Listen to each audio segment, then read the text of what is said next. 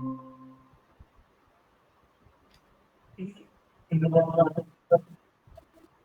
evening. I'll start in few minutes if anyone else is joining.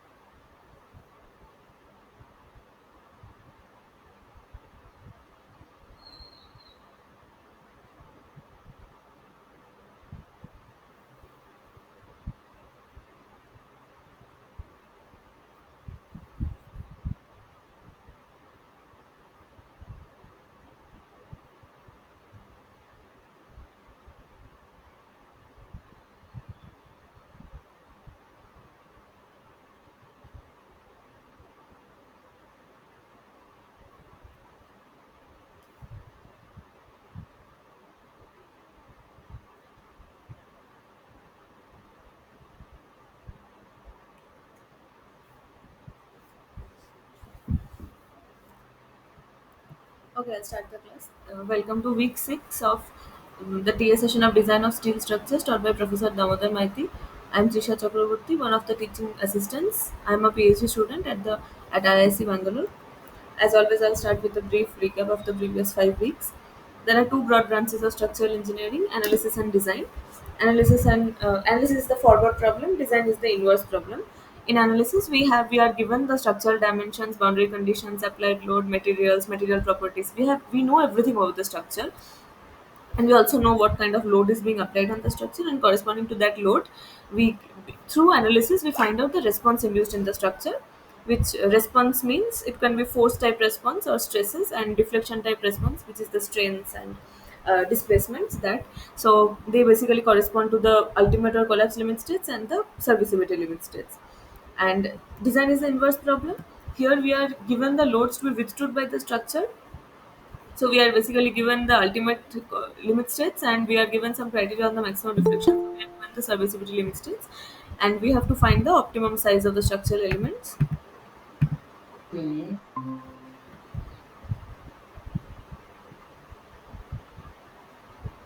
So we say that we have to find the optimum structure of the structural elements or optimum size, because we we say that because that's how we approach design. In design we have to build, suppose we have to build a big structure, a big structure, and but we design it element wise. So for each element we are concerned with, yeah, we generally are already given as input what is the material we have to use, or we can also decide on that, and we have to find out the optimum size of and the reinforcements it required, and then those elements have to be connected in certain way to assemble the entire structure. Concrete is the most versatile material for construction, because in concrete we don't have to think about the connectivity much, because concrete is cast, the liquid concrete or the freshly mixed concrete is cast in the site into the formwork, and it is it is built as an integral structure. Plus concrete can also be poured into any kinds of shapes, or the cross sections can be in any type. We don't have to worry about that. But this course is about steel design, so we have to think that why do we use steel as a construction material. There are three very important points. Steel is much stronger than conventional concrete, so the tensile and compressive capacity of steel is much higher. The tensile capacity is of course much higher, because concrete almost has no tensile capacity at all, and in fact in design we assume concrete has zero tension capacity. So even in the concrete structures we put steel reinforcements to take the tension, but even in compression steel is stronger. And steel has a high strength to weight ratio, because it's actually quite a lightweight material compared to concrete. Concrete is made of cement, water, stone chips, and sand, so coarse and fine. लड़की है ना, ये PhD कर रही अच्छा। है design, structure design में। तो ये तो कौन सी क्लास है आपकी? स्केल्स ये वाली? अब इसको तो To फोटो ask खींची थी पूरी। any question, if not, can you please mute your. Mobile को डाउन कर लो। म्यूट म्यूट करो। If you have any doubt, please raise your hand or unmute yourself and tell me. Steel is a lightweight material, plus it has higher strength than concrete, so strength to weight ratio is high. And steel is also ductile compared to concrete. Ductility means that the area under the stress strain curve is higher. So even after yielding, steel allows a large amount of deformation before it actually breaks. So that gives warning times to evacuate in case the structure is about to collapse. But steel is much costlier than concrete, so we don't go about using steel in all structures. In fact, most structures you see around you, the residential buildings or some bridges and institutional buildings, commercial buildings, they are mostly made of reinforced concrete or a mixture of steel and concrete. We go for steel structures when it's something of like a highly demanding structure, like very tall towers or long span bridges and some factory sheds and all. There are some common examples of steel structures. So since steel is costly, but it is also a stronger, more ductile material. It is only economically viable when it is a when the structure demands a lot. For simple structures, concrete is much better. Why do we need design? Because this is a course on design of steel structures. The components individually and the entire structure should withstand the load throughout its lifespan, satisfying serviceability criteria. To properly design a structure, we have we have to ensure that it is economical to construct without compromising safety. So we have to hit upon one second.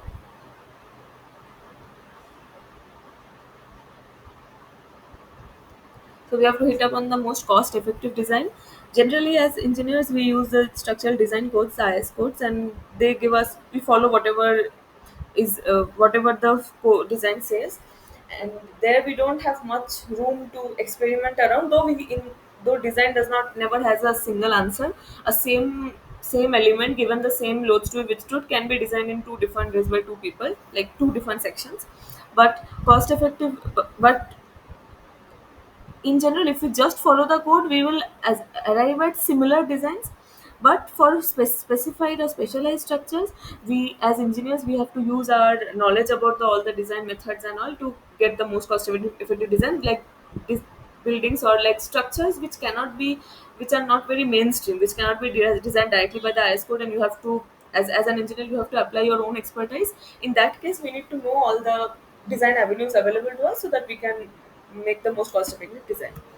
So this requires knowledge of the design procedure in detail.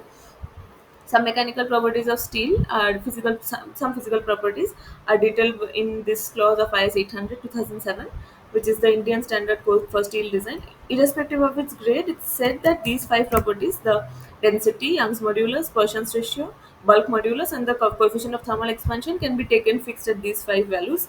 But the grade of steel is actually defined by these two properties. The principal mechanical properties of the structural steel important in design are the yield stress Fy and the tensile or ultimate stress Fu. So that differs for each, like different grades of steel, that differs. So that is Fe 410, for example, is one of the most common grades of steel. That 410 stands for the ultimate stress, and Fe 410 has yield stress of 250 MPa. So it will have a particular stress strain curve from which we can get these two values. And other grades of steel will have different stress strain curves. So this Fi and Fu will change. These five properties will remain the same. Even if there is minor variations, the variation will be so minute that we can assume these are constant values. But in design, we directly need only Fi and Fu. We generally don't need these properties for most design procedures. These are some rolled steel sections. So in concrete, we cast the liquid concrete into shapes whatever we want. But in steel, we generally ship these sections, or these sections are basically, this is the cross section. These shapes are the cross section. It has a length. The length is variable. So those sections are shipped directly from the industry and assembled at the site. The Bureau of Indian Standards (BIS) publishes IS Handbook Number 1 SP6 that tabulates weight per unit length, geometric dimensions, and other dimensions like the moment of inertia, the plastic modulus, and all for various types of steel sections. So these are I sections. It has this D is the overall this total depth. For example, ISMB 200 has depth 200, and the other properties like the thickness of flange, thickness of web, and the width, and all of this are also standardized. So ISMB is a particular section which has all the dimensions fixed mentioned in that table. So if there is another some I section whose depth is 200, but the thickness of web, I think for ISMB 200 is 5.7. If it is different, you cannot call it ISMB 200. It's some other section with that depth. So all these dimensions, if you take one section and if you look at the SP6, you will see all the properties are mentioned so that it defines one unique section. This is a channel or a C section. This is an angle section, T section. These are hollow sections, square, rectangle, circle, and these are solid sections, bars, flats, and plates. They are much smaller in dimension. The order of magnitude is smaller compared to concrete. In concrete, the minimum dimension of a column, for example, is 300 mm. The smaller dimension. The other can be 600, 700, whatever. But such a big steel section is very like hard to imagine. Firstly, steel is very expensive, so steel, and plus steel is stronger, so we don't need that huge cross sections. We need smaller cross sections like 10 mm, 20 mm, 50 mm does it for us. This is the stress strain or elasticity curve of steel. It is found out by carrying out a tensile test on a cylindrical specimen. So if tension is applied on it, the tension is ramped up step by step, and the strain or the deformation is measured using some measurement device like a strain gauge. And using that, we from this load P, we can get the stress by doing P by A, and the strain we are already measuring, so we plot that. So we get something of this kind. It won't be unique, but the nature will be similar to this. Like first it has a linear. Firstly, it has a linear regime where the Hooke's law is followed. So stress is proportional to strain, and the slope is called the Young's modulus, the stress by strain angle. Then when then the linearity is lost. So this part A to B is non-linear, but it is still perfectly elastic. Perfectly elastic material means that if we remove the stress completely, the strain will completely vanish. So it will, if the original length of the specimen was 200 mm, it will go back to 200 mm. Suppose it was 200 mm, I increase the stress up to this, up to B, somewhere within B, and the stress and the deformation, it had become 202 mm. But if I remove the stress completely, it will again come back to 200 mm. But beyond B, the elastic property is lost. So after that, if suppose the deformation has been 203 mm and I remove the stress completely, it won't go back to completely 200. Maybe it's 200.5. So that 0.5 mm is the permanent set or the permanent deformation. Then at point C and D, which is very close by, at that point basically the material yields. So that is, qualitatively you can see that the slope falls rapidly. Like here the slope was this one, this, and then suddenly it becomes a very flat curve. So that is the point of yielding. Yes,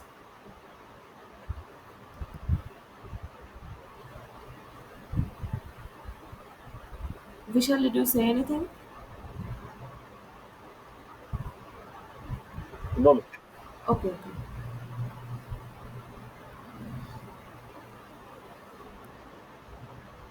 Yeah, so it yields, and this is called the stress corresponding to this CD is called Fy, and then there is a flat kind of curve where the strain is increasing rapidly, but the stress is also increasing. This this stress corresponding to E is the ultimate stress. So even after yielding, even though the material kinds of gives way, it still has more capacity. So the ultimate capacity is not taken to be yield stress. It can be like in working stress, we limit ourselves to this point, but in limit state method we utilize the behavior of the material more fully. So we allow this material to go up to this, and then after E the strain increases and the stress decreases. So after E there is no point, like if after E I am going to load the structure, it cannot take any more stress, so it will flow and break. So E is the ultimate. Though F is the fracture point, E is the ultimate we consider. For all practical purposes, we can truncate the graph here. This part is of no use to us. So A is a limit of proportionality, the point where the linear nature of the graph ceases. B is the elastic limit, where up to B the material behaves elastically, but the Hooke's law does not apply. So the linearity thing is not applicable. For most practical purposes, it can be assumed that the limit of proportionality and elastic limit are the same. A and B are very close. Beyond elastic limit, as I said, there will be some permanent deformation or permanent set when the load is removed. C and D at the upper and lower yield points, again, they can be taken for all practical purposes, they can be taken to be the same point. Points after which strains increases without correspondingly high increase in load or stress. E is the ultimate or maximum tensile stress, the point where the necking starts, and F is the fracture point, the point where the material breaks.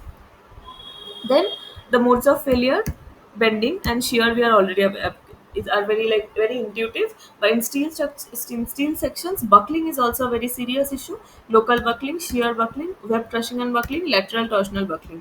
So these four buckling modes are relevant in steel. We didn't really encounter them in concrete because buckling is a phenomenon that is triggered by us by slenderness of a material. Slenderness means that qualitatively it means that compared to the length, the cross section is very small, the cross sectional area. So a tall, thin kind of structure.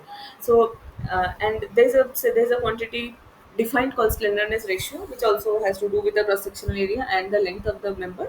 We'll look at that when we study compression members, because buckling is a phenomenon only when something is under compression. Like you can see, if you take a book, if you take a page, and if you, like, I don't know if this is visible, if you just put a compression, you'll see this mode. It's kind of bending in this plane, so this is called buckling. So it only under tension it will never buckle. If you pull, it will not buckle. If you push it down, it has a tendency to buckle, and this is happening because this is the cross sectional area here.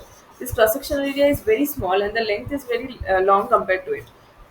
So that is what buckling physically looks like. And all of these, like, and even but for local buckling, shear buckling, web crushing and buckling, these are not relevant only for only for compression members. Like even when a member is under bending, when the place where the load is being applied, the point, if this is a member, for bending you need a load like this. At this point, at this section, there is some kind of localized compression occurring in this section. So if this is an I section or something, it still has a chance of buckling. But we are going into the details only when we go into compression members. And deflection is a serviceability kind of mode of failure. So if the deflection of a particular part exceeds a certain limit, we'll call it a failure. So each of these modes of failure has a corresponding limit state attached to it. Like the bending should not exceed this amount, the local buckling value should not exceed this amount, and this also, the limit states also incorporate the factors of safety, which brings us to the design philosophies. Working stress method was the oldest method, and it's very simple to apply, but it did not like utilize the full scope of the structure. So it led to uneconomical design. So now we use limit state methods. All the codes around the world mostly are governed by limit state method, except some specific things, like till recently the concrete crack width code of the Indian codes had used working stress method, though I think it has recently been updated to limit state method. So limit state method, the philosophy is that the design action should be less than the design strength. So the action is the actual load I'm designing the structure against, and the design action is, we have to multiply that load with a certain factor of safety, partial safety factor we call that. And the design strength is if the strength of the structure. So suppose 410 MPa is the ultimate strength of my steel. I'm going to put some factor of safety in the denominator.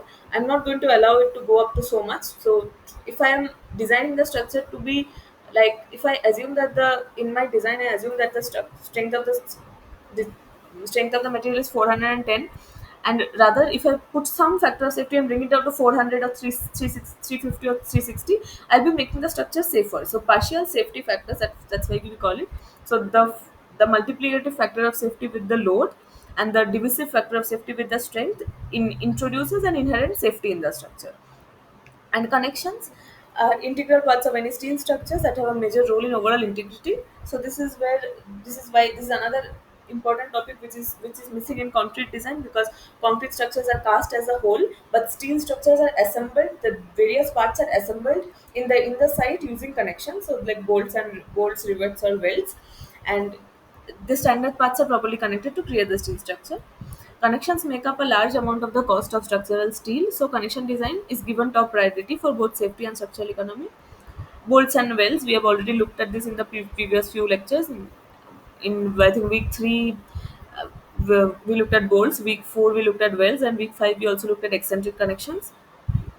And now today we are going to look at tension members. So basically in bolt, see these two members, like these two plates are being connected by the bolt, and these two are tension members because they are under tension. That's all we mean by tension members. In a tension member, pulling forces are applied in the opposite directions at the two ends of a member.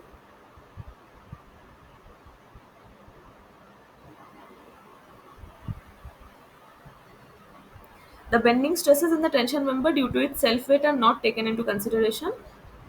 However, in case eccentricity exists in the member due to the fact that member is not perfectly straight or there exists eccentricity in connections, then in that case either flexural stresses are considered in design, or the net tension area, a net area of the tension member is modified. Strength of a tension member gets adversely affected due to the presence of nuts, bolts, and pins at connections due to shear lag, reversal of stresses, flexural moments in end connections due to eccentricity, etc. The presence of nuts, rivets, pinholes influence the stress distribution at the section passing through these holes. You can imagine that if it was a solid section, that the tension is taken by the entire section. But if there is bolt holes, then if the section is big, at least to some extent, it becomes weakened. You know that like stress is force divided by area, right? So if I reduce the area, then the stress of course increases, and the stress distribution also changes. It is not like a straight distribution. If it is if I have a rectangular section and I am applying a tension on it, then it will be a very uniform stress distribution. But if there is holes or something, there will be some kind of stress concentration along the bolt holes. So those are some things we have to consider. Critical tensile stress in a tension member occurs at the section where the cross section area is minimum. This is very obvious. Even in high school, we have studied examples like when we are carrying a school bag. Like the straps, the wider the straps are, the less stress we feel on our shoulders, because the force is constant. Assuming the force is constant, the larger the area it has to dissipate with, the lesser the stress will be. So wherever there are the maximum number of bolts hole in a section, that is where the section is weakest. So that is where the critical tensile stress is going to develop.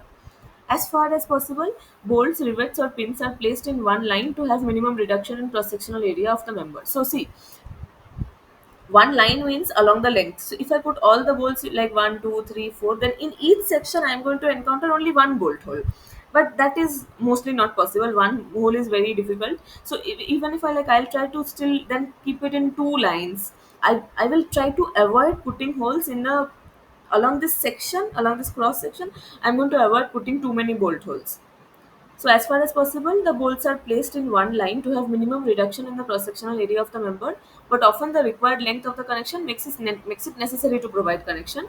So in that case, we can also place staggered bolts. So see, in this case, we have bolts. In this case also, we have four holes in the same area, but here, since these two holes are along the same cross section, we have a with this area of the section is reduced by the area of two bolt holes, but by a slight staggering here each cross section only has one bolt hole. So this section will be stronger in tension. This will be weaker, even though there are equal number of bolt holes nearly in the same region. So this is chain bolting. This is staggered bolting.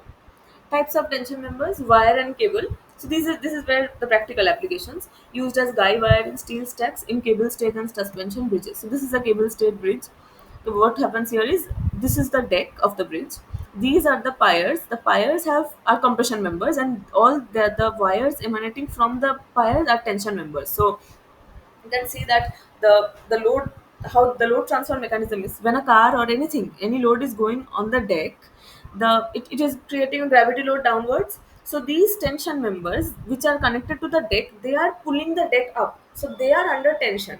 And then these the tension members like transfer the load to this pier or this column kind structure, which is under compression, which further dissipates or transfers the load to the soil, to the foundation, and then to the soil. So these wires and cables are very important tension members, especially since in suspension bridges like the second Hooghly Bridge of Kolkata, one of the most famous, and there will be a lot of them in India. These suspension cords are made of steels, so that is a very important application of tension members. Rods and bars used in lightly loaded structures like roof trusses, factory sheds, and all these roofs. So these are truss structures. So in this truss, there will be some tension members. They are lightly loaded, but they also have to have some design criteria. Flat plates and flat bars, predominantly used in footbridges, transmission towers like this. Rolled sections and built-up sections. Advantage of angle section is that it gives more rigidity to the structure compared to flat bar and do not vibrate under loads. Angle sections are used as lacings in bridges. So this kind of thing is called lacing. These crossbars are called lacing. We'll or batten plates, lacing plates. We'll study these in one of the last lectures. The design of lacing plates and all. There we will use the concepts that we are right now in this class, like in week 6.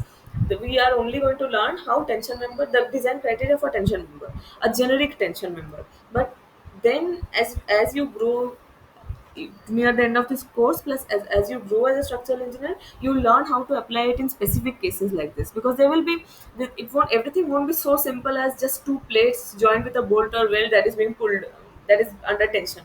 There will be some special criteria to be considered when it is in a case like a lacing plate or in a wire in a steel bridge or something.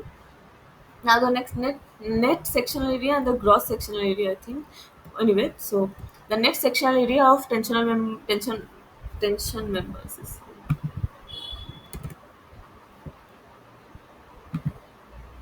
AN. The net sectional area of a member is the gross area of the section of the member minus the area of the holes for rivets or bolts, which is very intuitive. Presence of holes in a member increases the stress at the section due to reduction in sectional area. Apart from that, concentration of stresses also occur on the edge of the holes. Okay, let me show you a diagram which might help the visualization a little bit.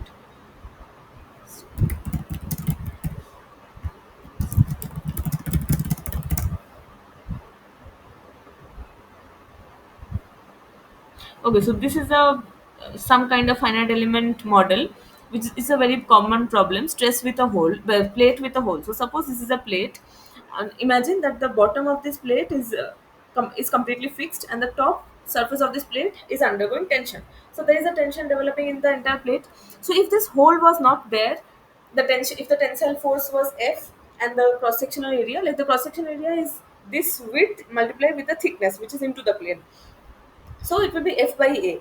Like this green, most of this green stress value. So this is a contour plot. So each of these colors represent a particular stress value. So the green part, which is away from the hole, is mostly F by A. But this whole modifies the pattern of the stress dissipation. So near the bolt hole, you this purple value is dark blue, this red value, orange value, this is a much higher value of stress. So not only does the stress overall in they like see the f by a, here the a you have to take the area, the width into the area minus this width part. You can't take this width since this is the hole. So the overall stress in the entire plate increases due to the presence of a hole.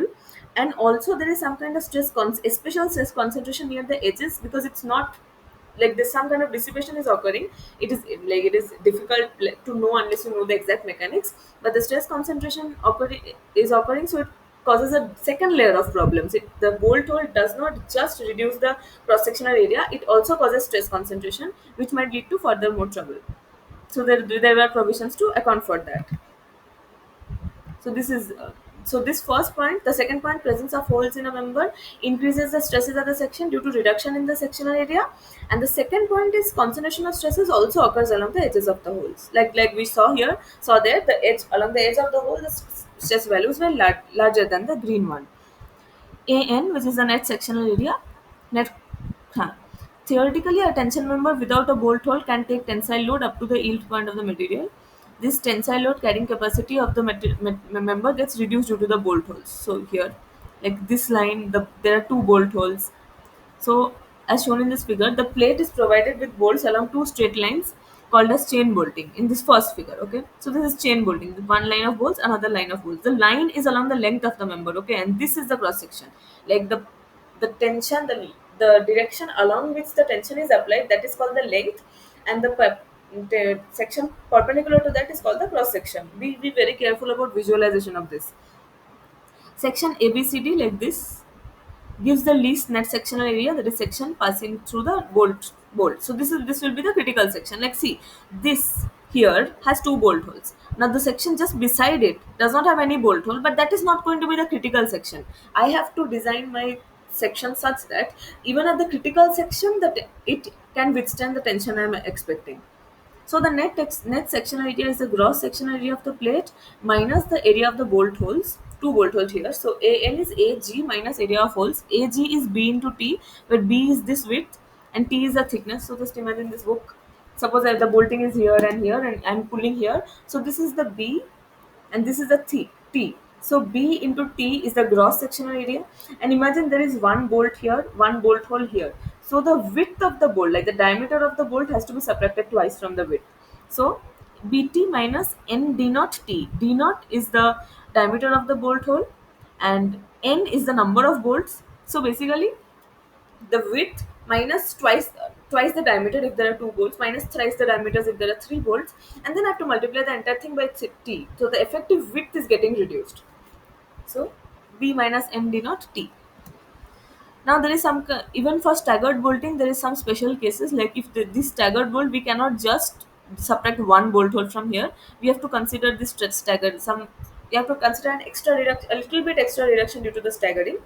So it shows bolting in the same two straight lines but in a staggered manner. The deduction in this case will be the sum of the section areas of all the holes.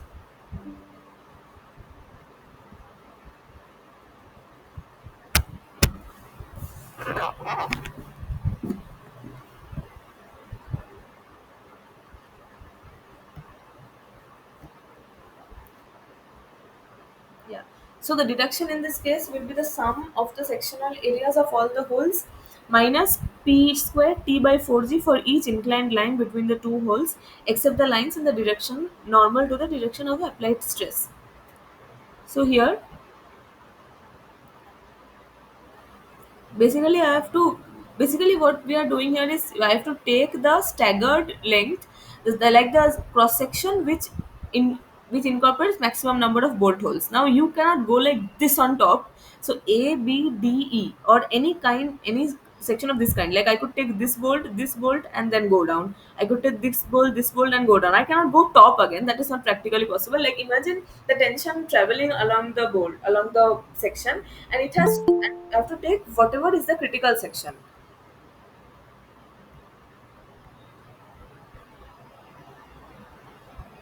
So for this kind of bolting, the most critical section, I can only take 2 bolts here. I cannot take 3 holes. It cannot, a section cannot be like this. So 2 is the maximum. In this case, since all these three are in different lines, this is the section that I'm going to consider A, B, C, D, E.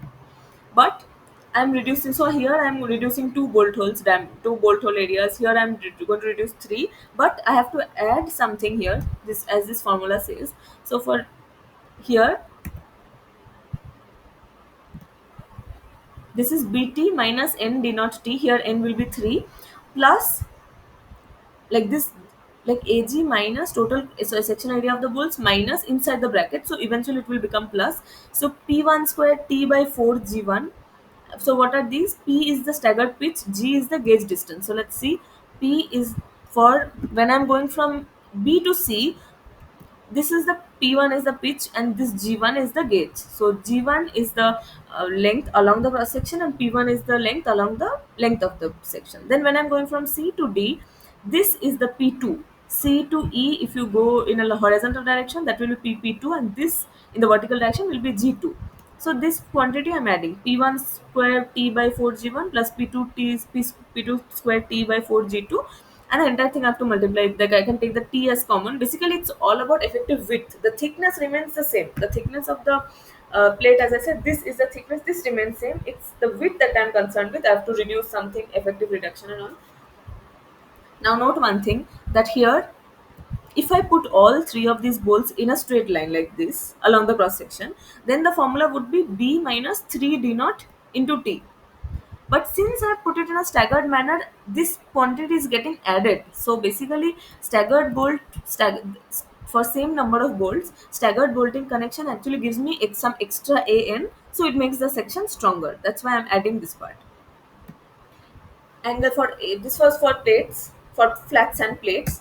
For angles and T sections, normally only one leg of the angle is connected, and that is called the connected leg, and the other is called the outstanding leg. So let's and visualize it. Suppose this plate, and I have an angle section which is like, suppose this book. This angle will be 90 degree. So if I'm bolting it like this, it will look something like this. So this part will be bolted to this, and this is called the outstanding leg. This is the connected leg. This is the outstanding leg. It is like sticking out. So this is how the cross section will look like. This is the outstanding leg. This is the connected leg, and this is the plate of, or whatever the section it is being connected to. When load is applied through one leg only, then non-uniform stress distribution occurs in the angle section because of shear lag effect. Moreover, eccentric forces produce bending stresses in the sections as well. When all the legs of a section are connected, then these formulas can be used. Like if all the legs are connected, then it's as good as a flat or a plate. The overall width and gauge length are arrived as shown here. Effective net effective area of tension members ANE. Factors that affect efficiency of the tension members are ductility of the member, shear lag effect, geometric configuration, and method of fabrication. Among all the above factors, shear lag effect is the most prominent one. The net effective area of a section is defined as ANE is K1, K2, K3, K4 into AN. So all of these are factors lesser than 1, so it will reduce the effective area. K1 is the ductility factor, K2 is the hole forming factor, K3 is the geometry factor, and K4 is the shear lag factor. ANE is the net effective area and AN is the net sectional area. The factors are described here. So the ductility factor K1, as the ductility of the material of tension member increases, the strength of the tension member also increases due to the high ductility stress distribution around the bolt holes get modified, and a more uniform stress distribution takes place when the steel is in plastic state. So for ductile materials, it is assumed that there is uniform stress distribution when the material is loaded beyond its yield point. For commonly available steel with specified minimum ductility, the ductility factor is 1.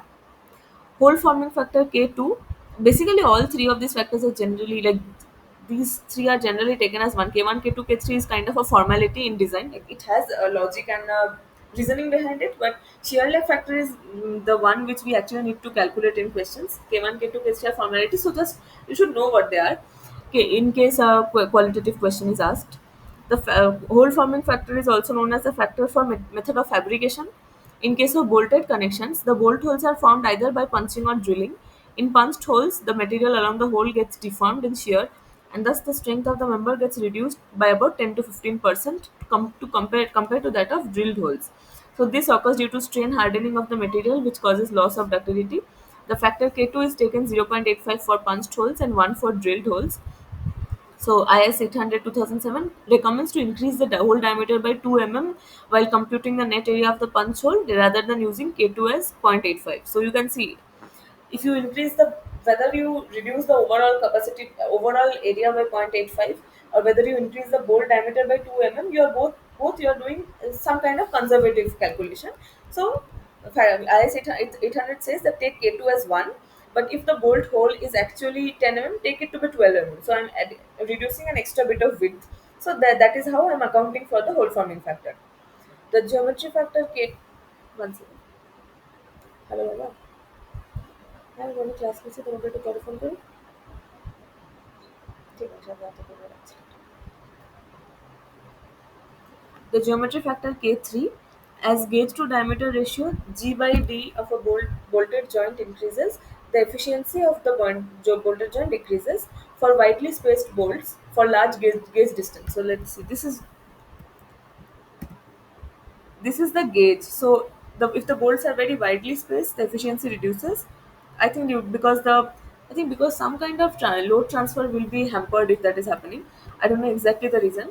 For widely spaced bolts, that is for large gauge distances or large G by D ratio, the metal in between the hole, okay, the metal in between the hole experiences non-uniform strain, which leads to local fracture well before the strain gets equalized in the net section. So in this region there's some kind of non-uniform stress distribution occurs rather than this. If this region has a small gauge, so here there will be equal uniform stress distribution, but there will be non-uniform stress distribution in this region, might be. So it might lead to fracture even before the strain gets equalized to the next section. So the value K3 varies from 0.9 to 1.14, but IS 800 recommends this value to be 1. Shear lag factor K4, leaving members like flats and bars, the actual tensile stress in the tension member till fracture that occurs at its critical section is less than the claimed tensile strength of the steel, except in that case where all the elements of the tension members are so arranged that uniform stress distribution occurs over the entire section. That will only happen, I think, if all the members are connected to something, but generally doesn't happen. So there will be the shear lag factor. Wait, I think I will have to calculation.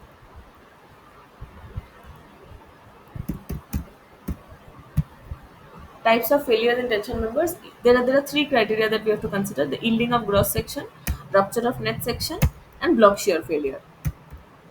This is yielding of gross section. It happens that in this type of failure, wherein the yielding occurs of the gross section occurs, a significant amount of deformation occurs before the material actually gets fractured. The deformation makes the structure unserviceable. So we'll go back to the stress strain curve. So here, once the structure yields, what do we see? We see that for a small increase in stress, the strain increases very rapidly. So and the serviceability criteria is basically that the deflection should be less than a certain limit. And why is it important? Because it might hamper the functioning of the structure. Like for parking spaces, for a parking space, if the beam just above the when the car is entering from a ramp into a certain platform area, if the beam above deforms too much, it might hamper the headroom of the car. Or in a factory, if a lintel beam, like the beam just above the door, if it deflects too much, the motion of any mechanical parts might be hampered.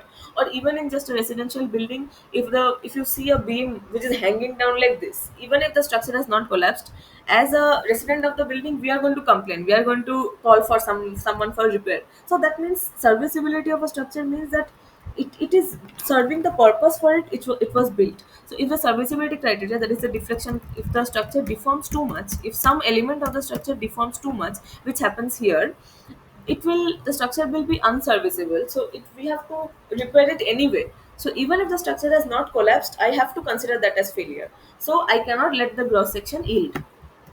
Rupture of net section or fracture TDN, when the net section of the member reaches ultimate stress, then rupture or fracture of member takes place. So for the net section, that means the gross area minus the bolt hole area, I will consider the ultimate strength. But here for net area, I'm going to consider the yield strength. And block shear failure is a completely different kind of failure. So imagine there's a plate here, and There were six bolts here, and you are pulling it, like instead of one section failing, the entire block, like, shears out. This is basically a shear failure. A segment of the block of the material at the corner of the connection shears out due to possible high bearing strength of steel and high strength of bolt. So here the steel doesn't fail, the bolt doesn't fail, the entire section shears out. So they don't fail in tension, but the entire things fails in shear. So these are the three criteria that we have to consider. We have to ensure that whatever design we are proposing, the cross sectional area, the bolts and all, they should satisfy. They should not fail in like gross failure, like yielding of gross section or rupture of net section or block shear failure. In other words, the capacity of the section will be the minimum of the capacity in block shear, in yielding of gross section, and in rupture of net section. So for design of a tension member, the design strength of a tension member is based on two limit states. Limit states state based on yield strength of the member due to its large elongation. Limits. Yes. Srinivas Balaji, you have a question? Ma'am, will you explain the rupture design? Rupture failure. Yes. Rupture failure. Oh, Will you okay. explain the rupture? Yes. So rupture is basically fracture. Rupture means fracture. So again, let's go to here. See, in this point, like if any member actually reaches up to this point, it's going to fracture. Fracture means that it's actually going to just break apart. It cannot take any more stress. If any more stress is beyond this point, it breaks. So that is called rupture. And you'll ask that why are we considering yielding in one part and rupture in one part? The answer here is, see, the gross section is, let's take value. Suppose the width is 100 mm and the thickness is 10 mm, and there is one bolt of 8 mm diameter. So the gross sectional area is 100 into 10. So and the and if there is a bolt hole, and in the net section, so here this is the gross section, this is the net section. So in the gross section, 10 in 100 into 10 is the gross sectional area. 100 minus 8, so 92 into 10 is the net sectional area. So now this is a weaker section, you can see. So if this section has its ultimate strength reached, this would not have failed till then. So if there is a fracture kind of failure, it will occur at the weakest section. So in the net section, the rupture of the net section is what we design it against, because if once the rup- because the rupture of the net section will occur before the rupture of the gross section occurs. So rupture of gross section is a redundant limit state. We are not going to reach it. We are going to reach the rupture of net section before that. So this is one we are considering. This is the collapse limit state. Collapse limit state is when the structure breaks, when the structure collapses. So that is the rupture. And the yielding of cross section we see here is that, see, when yielding will if yielding of the gross section occurs, yielding of net section would have occurred before that, yes. But the yielding here, but we allow the structure to yield up, like yielding of this small part will not actually make the structure flow a lot. But if the gross section if the gross section has yielded, then the entire thing has yielded, so it deforms excessively. So the yielding is a concern. We just say that even if the net section has failed in yielding, it's fine. But if the gross section has failed in yielding, the structure will actually deform so much that it will become unserviceable. So that's why we take yielding of gross section and rupture of net section. Did that make sense? Yeah, okay, ma'am. Okay. Okay.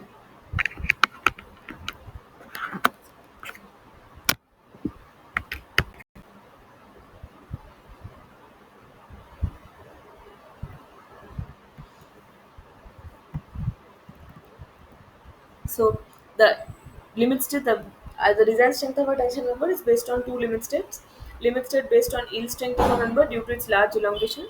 Limit state based on ultimate strength of a member. This limit state is particularly crucial where the section of the tension member gets reduced due to the presence of bolts. So this is the rupture of net section limit state, and this is the yielding of gross section. A tension member with bolt holes at the ends for connection purposes, even if subjected to tensile stresses in excess of yield strength as high as ultimate strength, The member may not elongate excessively because of the presence of non-active metal behind the bolt holes in the direction of the tensile force. This is what I said, that even if at the neck section yielding has occurred, that does not spread to the entire member, because there is some, this is a terminology, non-active metal behind the bolt holes in the direction of the tensile force. So this part, even if this has yielded, this part and this part will arrest the yielding from spreading into the entire length. Just at the point of fracture, that is breaking, the metal tends to narrow out at that point where the fracture occurs, but the additional metal present behind the bolt hole restricts this contraction of strained metal, thereby increasing the ultimate strength. Thus, fracture at the neck section passing through the bolt hole is considered as another limit state. The design or strength of a tensile member is the minimum of the following: design strength due to yielding of gross section, rupture strength of critical section, and block shear strength TDG, TDN, and TDH. And in the next class, we'll look at examples of how we calculate the design strength of tension members or how we design them. Is there any question?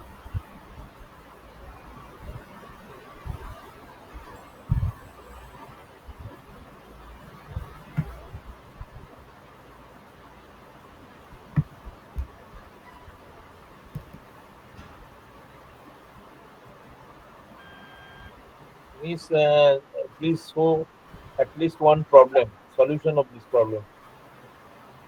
Okay. Do you have any question with you? No question. Yes?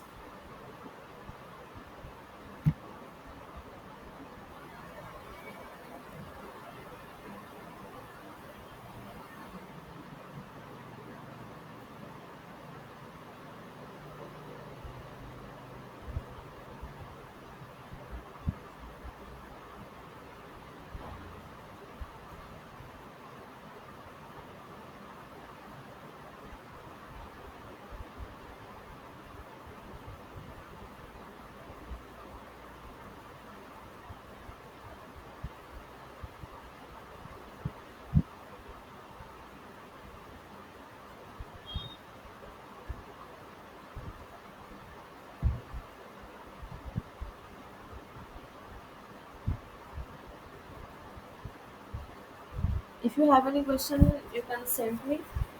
I'll discuss the solution of that. Otherwise, we'll discuss problem solving in the next class.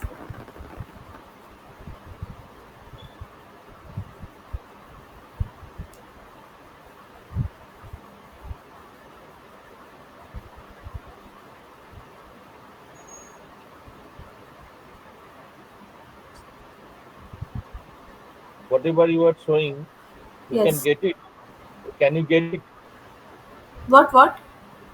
Presentation materials, whatever you have shown here, Yes. can I get it?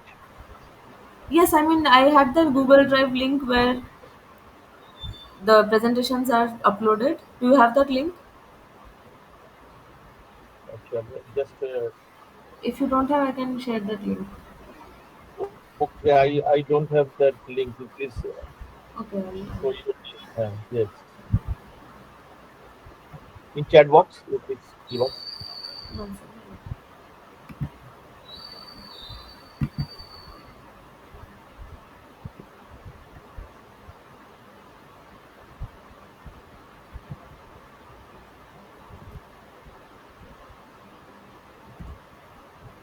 Can you access them? I uploaded a link in the chat box. Can you please see?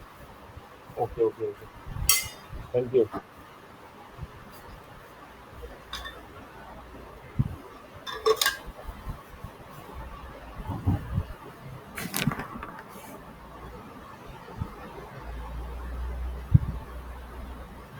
No problem. Okay, then we'll meet again next Tuesday with problems and the methodology of tension members.